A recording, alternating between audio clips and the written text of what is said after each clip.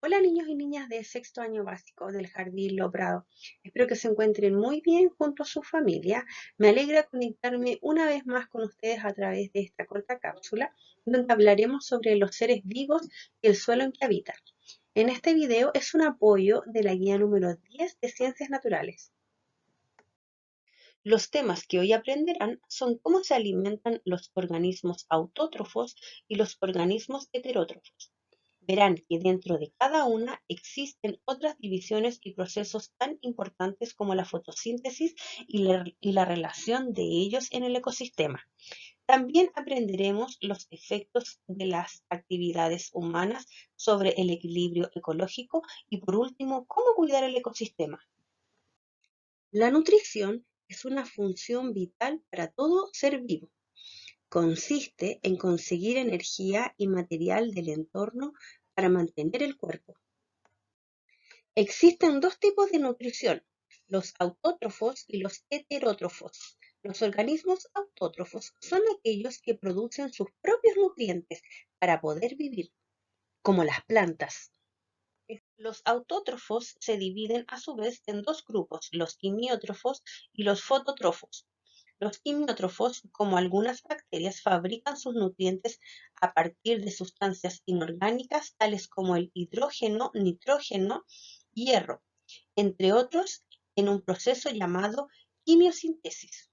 Y los fotótrofos, como las plantas, algas y algunas bacterias, utilizan la energía solar para fabricar sus nutrientes en un proceso llamado fotosíntesis. Como mencionamos anteriormente, la fotosíntesis es un proceso que realizan las plantas para fabricar su propio alimento. En el proceso de la fotosíntesis, la planta transforma el agua, la luz solar y el dióxido de carbono en oxígeno a través de las raíces. Las plantas absorben el agua y las sales minerales desde la tierra por las raíces. Esta mezcla se llama savia bruta y la savia bruta pasa de la raíz al tallo y se distribuye por el resto de la planta, siendo la principal fuente de energía de las plantas. Las hojas captan el dióxido de carbono a través de una estructura llamadas estomas, y es justo aquí donde se realiza la fotosíntesis. En las células de las hojas podemos encontrar los cloroplastos, que contienen un pigmento llamado clorofila, el responsable de darle el color verde a las hojas. Este permite captar la luz del sol. Con la luz del sol, el dióxido de carbono y la savia bruta se realiza la fotosíntesis, proceso por el que la savia bruta se transforma en savia elaborada y que es la glucosa y se distribuye por toda la planta. Es en este momento donde se expulsa el oxígeno. Recuerda que las plantas realizan la fotosíntesis solo durante el día, ya que necesitan la luz del sol. Pero el proceso de la respiración, donde captan el dióxido de carbono y luego liberan el oxígeno, se realiza tanto como en el día como en la noche. Los organismos heterótrofos, como no pueden producir sus propios nutrientes, lo obtienen de otros seres vivos, como lo son los animales herbívoros, que se alimentan de las plantas, hojas, flores, tallos, raíces, como las vacas. Dentro de los organismos heterótrofos tenemos a los herbívoros, que se alimentan de plantas, hojas, flores, tallos, raíces, como la vaca. Los carnívoros son aquellos organismos que consumen carne de otros seres vivos, como el león. Los carroñeros entran en una clasificación porque consumen carne de animal, pero en estado de descomposición, como el buitre. Los omnívoros consumen plantas y animales como nosotros, los seres humanos, el cerdo, el oso pardo, entre otros. Los saprótrofos o descomponedores son los que obtienen sus nutrientes a través de residuos de otros seres vivos, como las lombrices, que pueden descomponer alimentos en materia orgánica que será utilizada por las plantas. Sabiendo todo esto, podemos decir que en los ecosistemas los seres vivos se alimentan de diferentes maneras según su forma de aprovechar la energía, por lo que se clasifican en productores, consumidores, depredadores y descomponedores. Si los relacionamos a todos ellos, podemos armar una cadena alimenticia. Una cadena alimenticia es el paso de materia y de energía de un organismo a otro. Cuando existen transferencias lineal de la energía, se llama cadena trófica, donde un organismo o animal se alimenta del anterior y sirve a su vez de alimento para el siguiente. En este caso, el pájaro o ave se alimenta de la abeja y la abeja del néctar de la flor. Cuando agregamos a otros organismos a la cadena, como un grillo que se alimenta de las plantas, la gallina que se alimenta de las lombrices y también del grillo, la rana que se alimenta de la abeja y del grillo, el pájaro, además de alimentarse de la abeja, puede comerse la rana y a las lombrices. La vaca que se alimenta de las plantas, el león que se alimenta de la vaca, estaríamos cruzando e interconectando varias cadenas tróficas haciendo una red trófica. Podemos clasificar a estos organismos según su forma de obtener materia y energía en niveles tróficos. Y el nivel trófico de un organismo sería su posición dentro de la cadena alimentaria.